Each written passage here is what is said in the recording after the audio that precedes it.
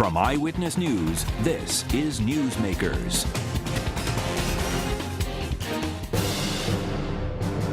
From 38 studios to budget battles and state contracts, Rhode Island's Director of Administration has a front row seat to every major policy decision that comes out of the governor's office. And now he's up for a judgeship in Superior Court. Our guest this week on Newsmakers, Director of Administration, Richard Licht. Welcome to Newsmakers. I'm Tim White. Joining me on the panel, WPRI.com reporter Ted Nesi. Director Licht, welcome to the program, and congratulations on your nomination. Yeah, congratulations. Thank you very much. I'm excited, and I'm grateful to the governor, and just hopeful that I do well in the last step of the process, which is getting confirmed by the Senate. I take it seriously, and looking forward to that. And I'm excited. I love the law. I love public policy. I love the law and public policy. This is the intersection of both. It's just... He didn't just pick your name out of thin air. You wanted to be a judge. Why? Why do you want to be a judge? Well, as I just said, it's the intersection of the two things that have been my passion in my career, and that's the law and public policy. Half my career has been in the actual practice of law, and the other half has been in public life in one way, whether I was a senator or a lieutenant governor, chairman of the Board of Governors for Higher Education, and now the job that I love is Director of Administration. I have to say this is the best job I've ever had. So there are many who cast a weary eye in this nomination, that you're a politically plugged in person and that this is the epitome of cronyism. Actually, right before we walked in this studio, we tape on a Friday, Ken Block, who's a candidate for governor, put out a press release and he said that this nomination, quote, is a continuing pattern by these connected insiders and Rhode Islanders are tired of it. What do you say to them? I say that I think that I am extraordinarily well qualified. It's hard to pat yourself on the back, but in this case I will. I went before the Judicial Nominating Commission and I was unanimously recommended to the governor. They sent 5 names. 2 of us were unanimously recommended, but I was unanimously recommended. That's a statement that I think I'm well qualified. If you look at my educational background, the career I've had, if you talk to other lawyers, if you talk to some of the judges I've appeared before, I think they would tell you that I have strong credentials and that I also have the temperament that would make me a good judge. And the fact that I've been involved in politics, I think, only enhances how I will be on the bench. Let me tell you that the greatest judge in Rhode Island history was Joseph Weisberger. There's no doubt about that. Former Chief Justice. He was selected from directly from the Rhode Island State Senate. In fact, he was selected because he was thinking of running against Governor Roberts, so Governor Roberts didn't want him as an opponent. He put him on the bench. But his political background helped him be a great judge. But that example alone, though, it shows that, he was a great judge, the late Weisberger, but, I mean, he was picked to stop him from getting on the ballot. Okay, but that was 60 years ago. But the point is, Earl Warren was governor of California. Again, just to remind people, the former U.S. Chief Justice, Brown versus Ford and all that. Brown and so many landmark decisions. He was governor of California. His experience in politics and in public life made him a better judge, made him understand what the common people, what their lives are like, what's before them. A judge has to decide between litigants, and it's not just, obviously you have to apply the law, but you have to judge credibility, you have to be understanding, you have to represent the law and the power of the law, and I think you need a good temperament, and that's why they talk about judicial temperament. And I think having been in public life helps me or helps others. But I can imagine certain people at home hearing that and saying, "Oh my goodness!" But if a political person is on the bench, how can they really be judicial in the sense of impartial and looking down? If Teresa Paiva-Weed comes up in front of you or someone else and you know them and you've gone to fundraisers with them and you've known them for a long time, how can you not let that part of your life come into how you judge? I've been making decisions, and that's what a judge does, my whole life. And some of them are exactly what the people I might have some kind of relationship want me to do, and sometimes it's exactly opposite of what they want me to do. I will judge things on the facts and the law, and that's what I'm charged to do. The fact that I have a prior relationship with someone, there are certain people, if the relationship is so close, you have to recuse yourself, and obviously I would do that.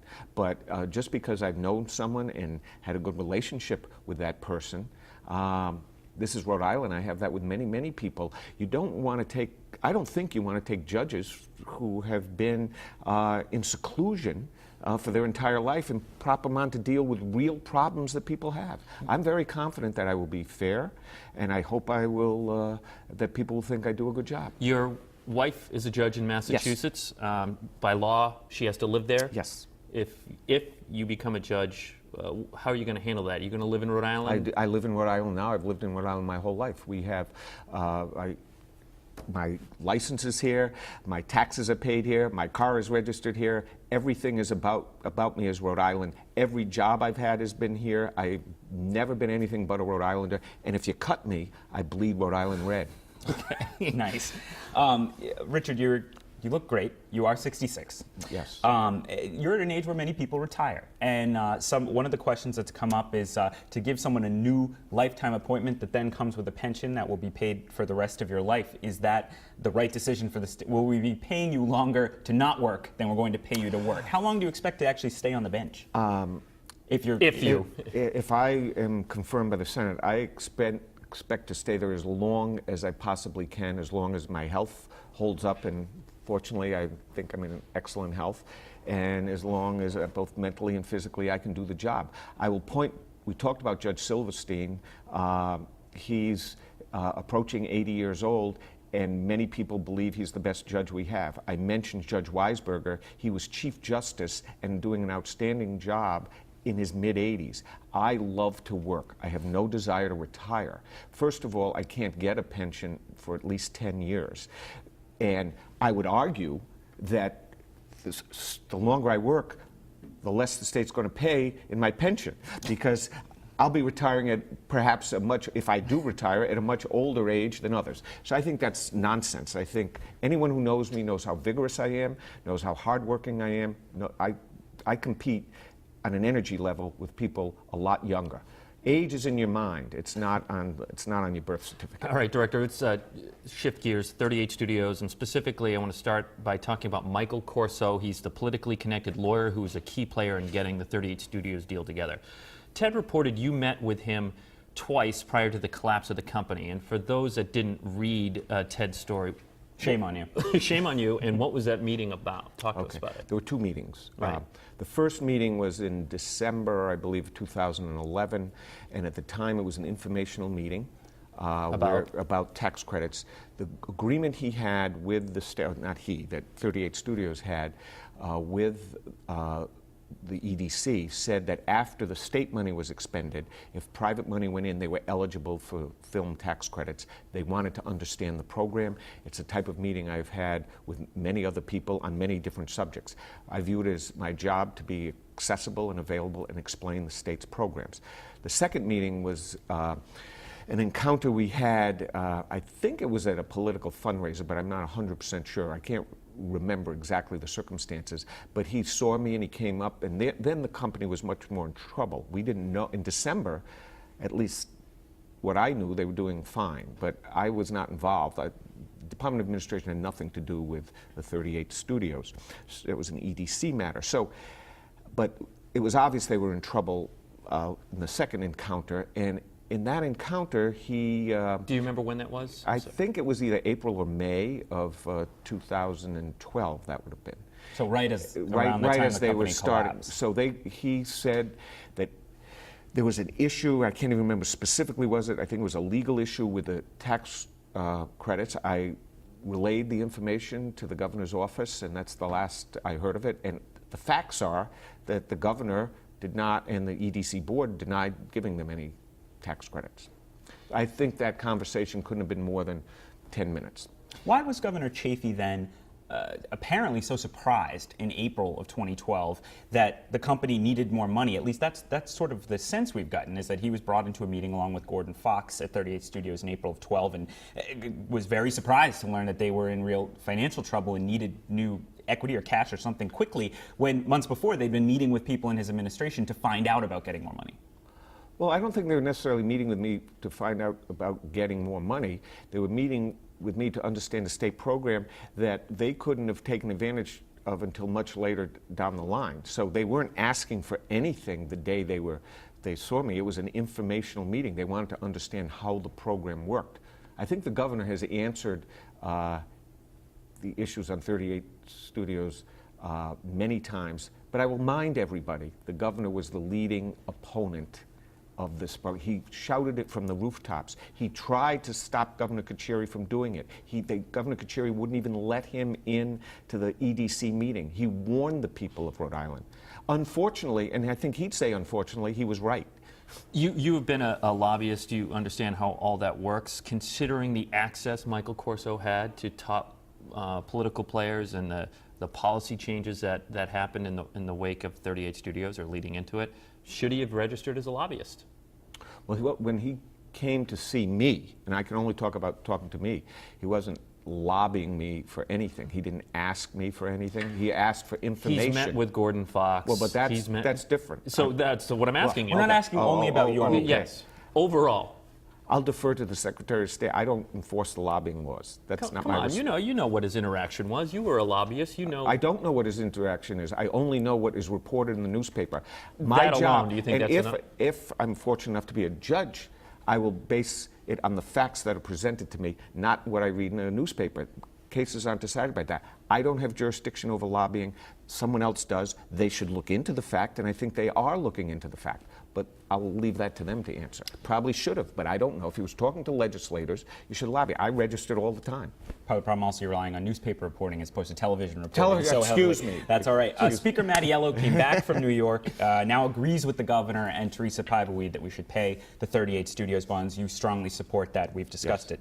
I have a different question about those bonds for you. You know, if we always had to pay the 38 Studios bonds, in your view, if this crisis came to the head that it did, aren't those kind of bonds, moral obligation bonds, just a way for the political players to skirt the constitutional requirement for voters to approve debt? Because in the end, there's no difference, it appears, for what the voters will have to do, the taxpayers. They will have to pay bonds, whether they're GO bonds that are voter approved or moral obligation bonds that pass through EDC despite a gubernatorial candidate railing against them. I mean, what is the real distinction there?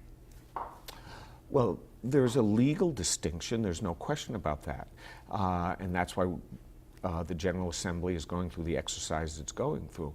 But the markets don't treat them differently, but they legally are differently. I think it's crucial that we make this payment for the well-being and long-term reputation and for the ability of the state to borrow. But people ignore the fact or overlook the fact that many good programs and things have happened using either appropriation debt, which is very similar to a moral obligation because there's no nothing legally binding it, whether we use appropriation debt or moral obligation bonds, a lot of important things that have benefited the state of Rhode Island. For example, Fidelity. There's a moral obligation bond there, and they've added 3,500 jobs to the state of Rhode Island. So they can be used in very positive ways. This was a terrible mistake. It's not that the moral obligations bonds were wrong. It was that the program was wrong. It made no sense. The state shouldn't have put But if the behind programs that they're funding are so great, then there should be no problem going to the voters, just like you're going to do with $275 million potentially this November, and say, hey, Fidelity, we want them. Come on down. And instead of going through a different process so that something like, because 38 Studios almost certainly would have failed at the ballot box based on our polling at the time. The problem with that is that you can only go to the voters under our law every 2 years at a general election. A lot of opportunities would be missed to do important projects if you had to wait every 2 years to do it. And then you have the idea, you have to wait till the General Assembly then meets, then you have to wait for the voters. You could understand how taxpayers' hearts wouldn't be broken if you guys were forced to just go every 2 years on that in the wake of what happened, right? I don't think that we should take a terrible mistake and say that we're going to throw out a financing mechanism that our state and many other states have used for years and years and years to do wonderful projects. Right. That, in my mind, would be a mistake. All right, we have to take a break on the program. When we come back, we're going to talk about HealthSource Rhode Island and the state budget. Our guest this week is Director of Administration Richard Licht. Stay with us. You're watching Newsmakers.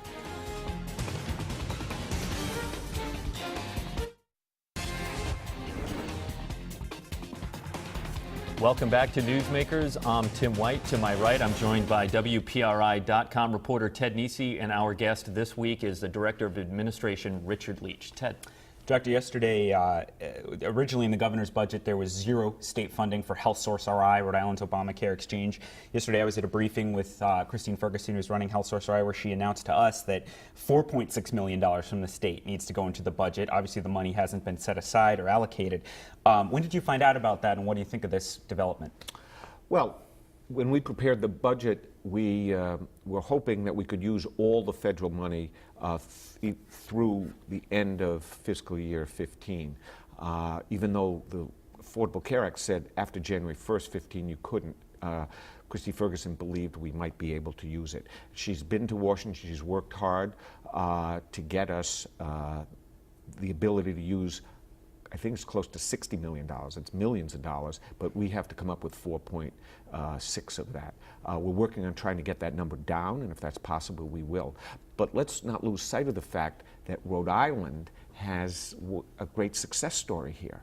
You know, we beat ourselves up all the time because we're 45th in that, 50th and something else, 45th, and now we're 1 or 2. And we're talking about abandoning it? Makes no sense to me. Here we've had a great success, and it would cost money to turn it back to the federal government. One, we don't know if they'd ask for a lot of money it costs to build this program. Two, to convert it to the federal system would cost a lot of money, and then there'll be a 3.5% premium tax. That's interesting. You shifted right into a defense. We didn't even ask you if the state should abandon and go to the federal government. People are talking about it, and I want to make sure I got it out there. Okay. I've done this once or twice before. You know, since that's all fair, but this is on top of two other big developments since you announced the budget. We have tens of millions of dollars in extra Medicaid spending that the forecast was incorrect about how much was going to be needed there, and tens of millions of dollars in employee raises. There was no placeholder or anything for that in the budget. So, I mean, in retrospect, should you have left some wiggle room in the budget with especially the raises where you knew you were negotiating some of them? I know you've said I couldn't say exactly how much with a bargaining tool, fine, but then you don't write a budget that spends to the last Ted, dollar. did you ever play cards? I've played cards, yes. When you play cards, do you take and turn around and show them to your person, the other side? I'm negotiating with state workers, and fairly in good faith, good partnership with our state workers. If we have to be transparent in the budget, I can't put in, that would have been the starting point, and then I would have had to go on up. We couldn't negotiate that way. We believed, we didn't know that we'd have the downturn in revenues. Actually, at the time that I was negotiating, revenues were trending up. We had a very bad months of March and April. We have a $70 million problem. We will solve it, working cooperatively with the General Assembly. All right, so I wish we had a $70 million to spend. Unfortunately, we have $70 million to cut, and we will. let's talk about that $70 million problem. That's the deficit in fiscal 2015 in that budget. So specifically, what are going to be your recommendations to the General Assembly to get that into balance? We're working on a number that we will with them. We're working with the fiscal staffs. Our budget office and our Office of Management and Budget are working constantly. We're looking at lots of options. If you recall, we asked every department to give us a 7% constrained budget. We didn't have to adopt all those options. We may have to go to some of those, and we're going back at looking at the constrained budgets. We got 2 from every department, one on what they call a level service or continuing service budget, and then the other is a constrained budget. So we're looking at the options that we're given. We're going to find some money here and some money there. How much of a challenge is, as the person where the buck stopped to some extent on budgeting, how much of a challenge is Medicaid? Because it grows by leaps and bounds even when enrollment isn't soaring like it is now. And inevitably, you have to go to the rest of the budget. You're basically saying that now to make the cuts to fund that. I mean, how hard is it for a state budget to manage that with Medicaid? Well, that's why we have this case estimating conference. Everyone talks about the revenue estimating, but just as important is the case estimating, and twice a year there's a unanimous agreement between the House and Senate fiscal advisor. I'm asking, but more generally. So we try to understand where it's coming. But yes, it's an entitlement program that we can't control exactly. One of the most important ways is to bring down the cost of health care in Rhode Island. That's another benefit of Health Source Rhode Island. If we keep it going, we have the opportunity, and the vision that the governor has and that Christy Ferguson has will give us more of an opportunity to try and rein in the cost of health care that helps everybody in Rhode Island, whether you're a small business, a big business, or state government with Medicaid. You were a lieutenant governor. There's a bill that would combine the governor and the LG on a joint ticket for 2018, I believe. Yes. What do you think? Well, when I was lieutenant governor, I was a Democrat and the governor was a Republican, and I was adamantly opposed to it. But that was 25 years ago, and I'm probably could be convinced that it makes some sense. I haven't thought a lot about it in recent years. I think it's fair to let the people decide. I can argue both sides of the case, but let the people decide, so I wouldn't be against putting Spoken that like on a the true ballot. potential judge, by the way. Yeah. No, and I'm a judge. I'm going to have to make decisions. If I'm a judge. SEIU 580 voted down their contract, and it seemed to me that took a lot of people by surprise. What was your reaction to that? I was surprised. Yeah. I think that there was a very small turnout. I don't know what that means. They have over 900 members and less than 200 voted. So I don't know if a lot of people stayed home thinking that it was going to pass because it's been 2 3/4 years since they've had a raise. I think it's a good contract. What happens now? What happens now is they will not get the raise unless they revote and ratify the contract.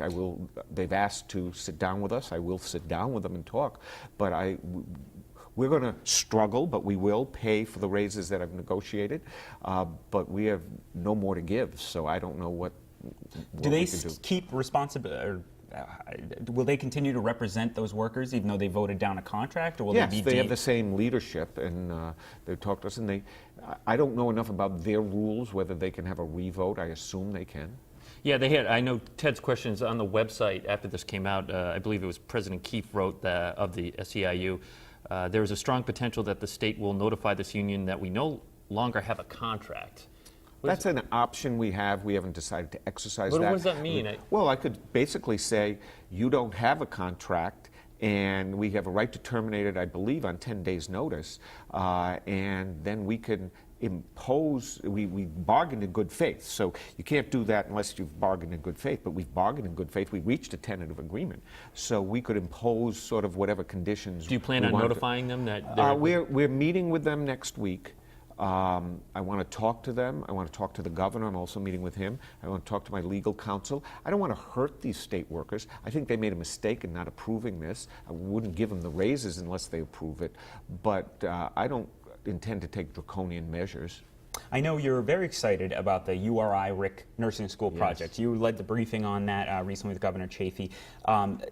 Two-part question on that. How much is it going to cost the state? People are always curious about that. But then you were very excited about why do you think this is such an important project? Make your pitch. Okay, first of all, it's an important educational project. We have 2 great nursing schools, and they will remain separate and independent, but they're going to share this space right in the heart, right across the street from Brown Medical School, right down the street from Women and Infants and Lifespan. It will help those institutions, but it'll also help our nursing schools. There'll be better training.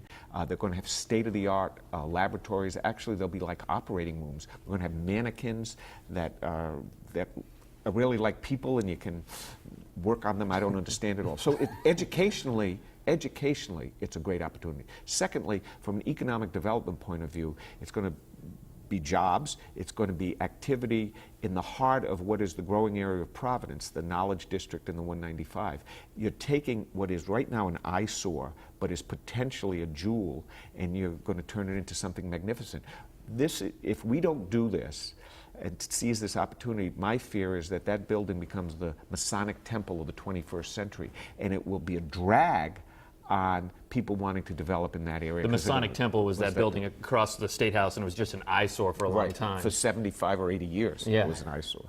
But now it's a great hotel, and people congregate there. And just briefly, the cost to the state, how much will the state spend on this project? I'm sorry. It will be, between the state and the university and college, it will be in the neighborhood of $6 million a year. Some of that depends on... Rent, that is? Yeah, in rent and costs of furniture and fixtures. And could the state get halfway into it and be on the hook for $100 million? No, the great thing about this transaction is, except for some of the soft costs that we're doing now for professionals, which are probably in the neighborhood of $1 million, we don't have to pay a penny until they turn the keys over to us. I was very concerned that we negotiate a transaction that is relatively risk-free, and this is relatively risk-free. We would have put a lot of time and effort and maybe $1 million into it, but we don't pay anything. All the risk is on the developer. Richard, we have 1 minute left on the program, and I'm just curious what your proudest accomplishment as Director of Administration is. Either you'll be nominated as a judge, or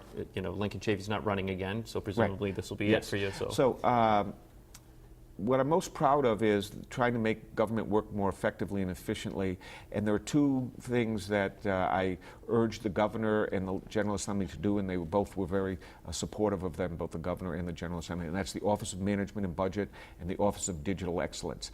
I think we've brought performance management to state government, better ways to run it, and we've got a long ways to go to bring state government into the 21st century technologically. I'm not sure we were ever in even the 20th. We were way behind, and now we're improving dramatically. Director of Administration Richard Licht, thank you very much for joining us on the program. It's always a pleasure, and I hope I get to come back in whatever capacity. Well, we do too. If you missed any of it, it's online, WPRI.com. For Ted Nesi, I'm Tim White. Happy Memorial Day, and we'll see you next week on Newsmakers.